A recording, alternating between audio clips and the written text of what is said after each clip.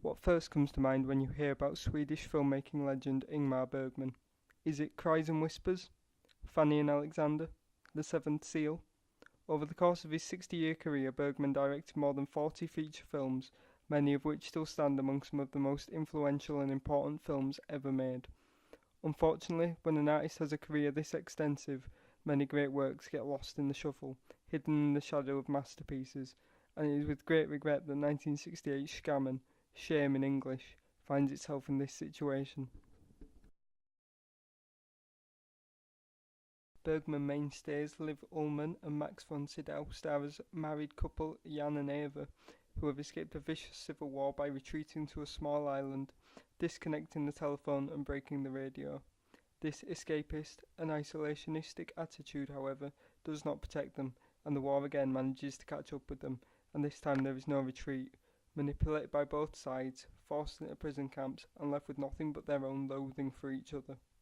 A fascinating exploration into the themes of anxiety, self-loathing, and that which the title is named after, shame. With standout performances by Gunnar Bjornstad and Sig Fürst, the film manages to keep that classic Bergman style, long close-ups, a gloomy atmosphere, and gorgeous black and white cinematography by Sven Nykvist that built up a legacy unmatched in European cinema.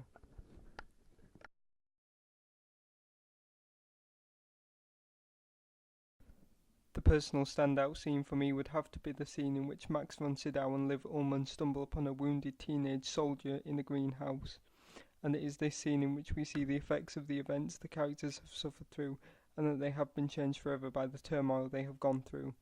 Von Sydow flies into fits of rage. Ullmann is stricken by irreconcilable grief, and this is conveyed through the acting, the costume design, the camera work, the soundtrack, each of these coming together to create one hell of a scene and one hell of a statement.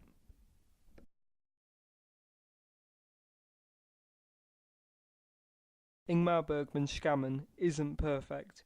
It's not the pillar of European cinema that much of his work is, but if you're a fan of strong character pieces and emotionally draining movies, or maybe you're a fan of the great man's other work and want to explore more, or a fan of movies about the effects of war on civilian population, much like The Pianist for example, I definitely recommend this movie.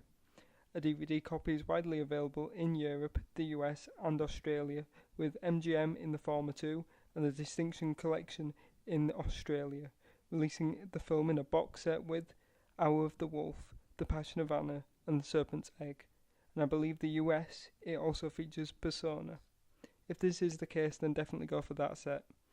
The box set is great value and definitely worth the money in my opinion, even if the subtitles are a little awkward sometimes.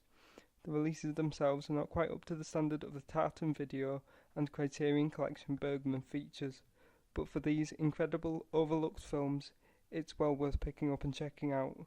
If you've seen the film before, let me know what you think down in the comments below, and if you love a film that maybe hasn't got the exposure you wish, why not spread the news?